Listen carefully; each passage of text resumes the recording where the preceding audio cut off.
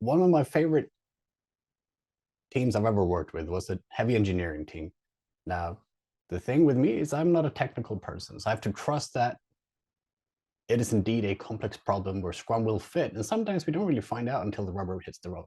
It smells like it looks like it, but until we really get going, we don't know for sure.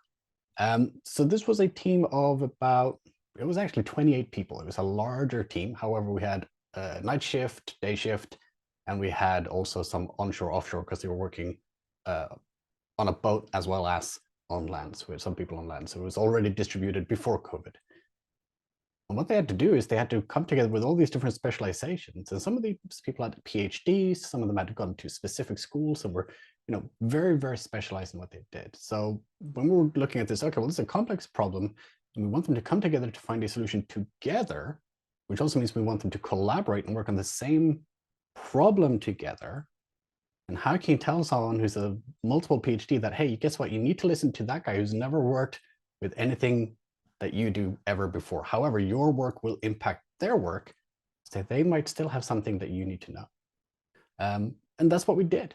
We just put them all together in the same area and we let them get on with it. And after a while, we created a little agreement. We said, okay, any problem we're trying to solve, you all need to look at it at least once. Ideally, you need to be talking about the problem at the same time, which of course went down like, lead balloon.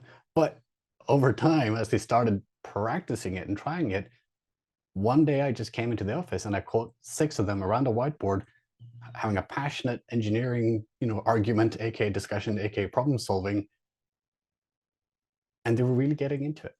And after that, every problem was being solved on a whiteboard with several people around it, talking through potential things and how it might impact, even if none of them had ever worked with that thing before, because the system was so interconnected. Any one thing would impact other stuff.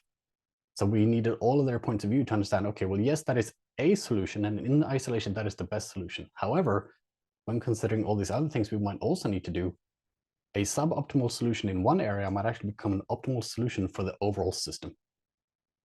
And that was a wonderful, wonderful takeaway. To me, the biggest thing was I always enjoy seeing people enjoy work. It's one of the things I'm passionate about, is helping people enjoy the work. We have to work in life, so we might as well enjoy it, right? And I tend to find that happy people make valuable products. But the real thing was when the kind of general project manager, who in that instance, you can think of them almost as the mini CEO for that larger project, because it was a very large project. They came almost skipping over. If they weren't so formal, they would have pretty much danced over. And they said, have you got any idea what you've just done? And we all looked at him, confused. And they said, you've just taken a problem that normally takes us 3 months to solve, and you've solved it in an hour. And that to me, when I went, oh, okay, yeah, there's, it's not just theoretical. It's not just that I thought it was going to work here. It does work here. And not only does it work here, it works really, really well. And seeing how other people respond to this when it clicks, that to me is what really lets me know that, yeah, it's not just me. I'm not just imagining it. This is the real deal. All right. Thank you very much for watching. And if you like what you saw and you want to hear more about what I've got to say in the future on similar questions, or if you have a question yourself, please reach out to me on LinkedIn. That's the easiest way to get a hold of me. You can also email me at oscar.styf@pragmaticshift.com.